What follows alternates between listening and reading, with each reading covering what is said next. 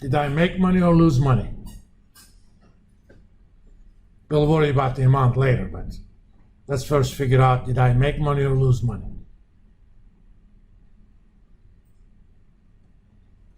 Remember what long means.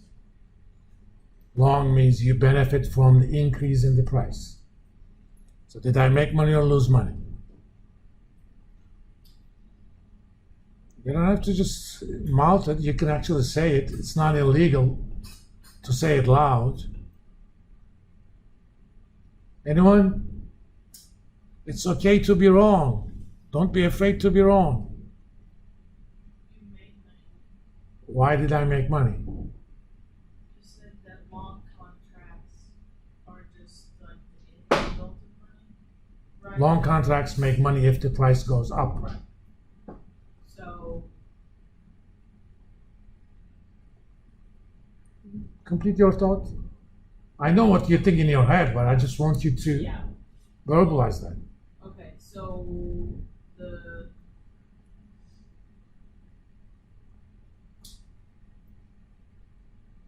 I don't necessarily know why. No, the price went from 107.50 Okay. to 107.95. Okay. That's up. Right. That's why Okay. you So made that's money. just the bottom line. You Yeah. don't need the other number, you just have to price. Let me give you a story that I heard from, even though I don't like that guy too much, Neil deGrasse Tyson.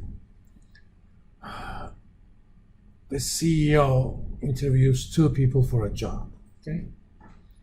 And the first candidate comes, and this is a high-rise building, and at the end of everything he says, what is the height of this building? And this candidate knows everything about this company, okay? He says 913 and a half feet. He says, man, that's precise. Okay. Then a second candidate comes. After everything, he asks the same question. He says, I don't know that for a fact, but give me a few minutes. He goes down to the elevator, stands outside. He looks at the shadow of the building, measures that. He looks at the shadow of his own shadow, measures that. He knows his height. So by using the ratio of the shadows, he figures out what the height of the building should be. This goes back up approximately 910, and either the two shadows. They hire the second guy, even though he only gave an approximate answer, because the first person knew what it was, the second person knew how you obtain that. That's why I want you to think about these things. You can simply say, it's long, it made money. Okay, that is true, but why it made money? That is more important.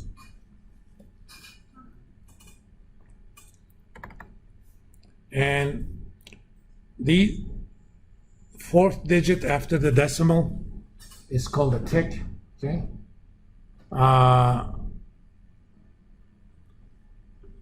It's easier to make the calculation that way. The tick value, oops, let me,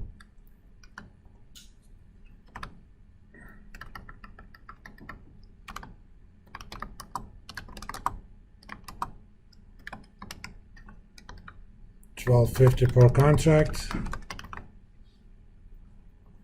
In the day of Excel, it's not as useful as it once was.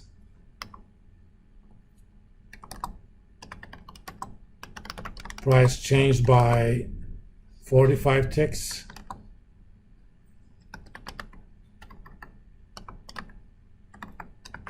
And its profit is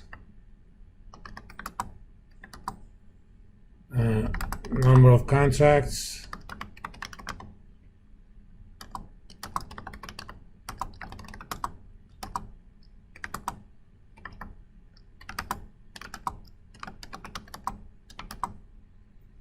$100 times 12.5 times 45. So you made 56,250. Okay.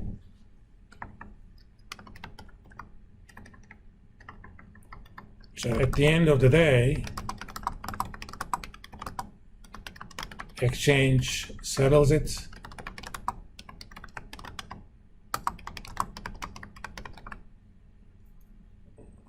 And that settles has a specific meaning, which means closes the position at the settlement price,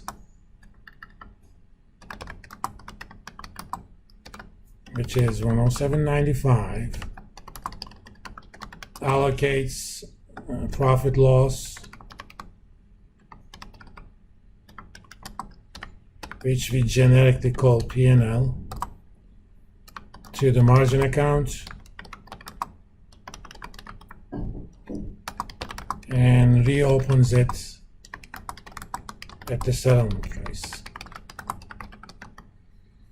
So at the end of the day, as if you decided, okay, I'm going to close the position at 107.95, which means you're going to take 100 short positions. 100 long plus 100 short is equal to 0. Short is a negative long position. Think of it that way. And as soon as you realize the profit and loss on that, you're going to reopen the position at the new price. If you made money, that's not a problem. So, long position will have USD 240 plus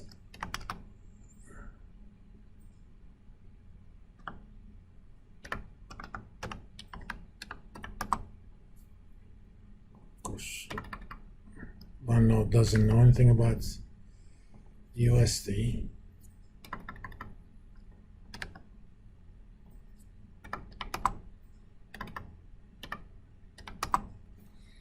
So at the end of the day, you have 296,000 and some change in your account. You can actually withdraw the excess above the minimum margin.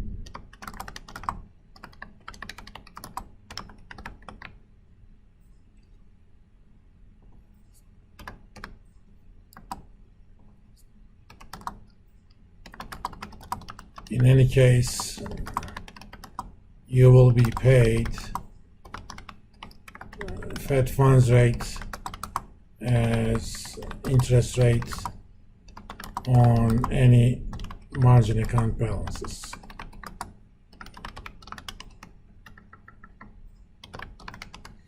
So they're not keeping your money interest free over there. But you may not be able to get as much interest as you would have gotten from your bank, for example. If you were short,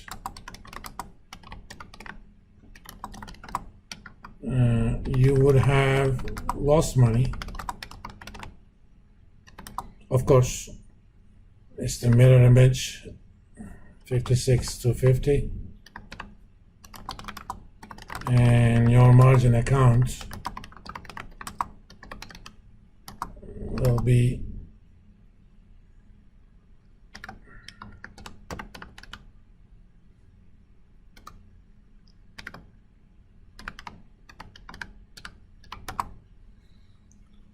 a little below 184,000.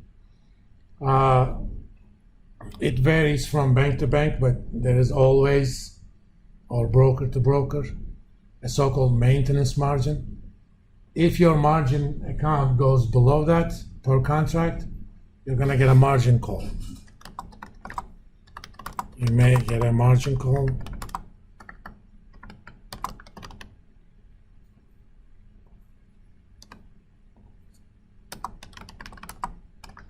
Which means you have to deposit a additional money. I'll stop here for today. On Wednesday, I'm going to do an offline lecture since we won't be on campus.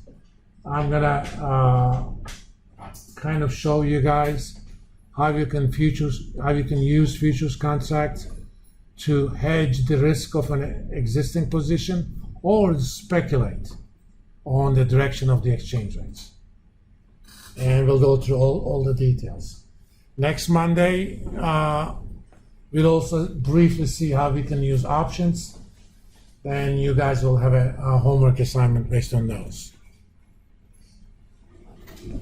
I'll see you guys Monday.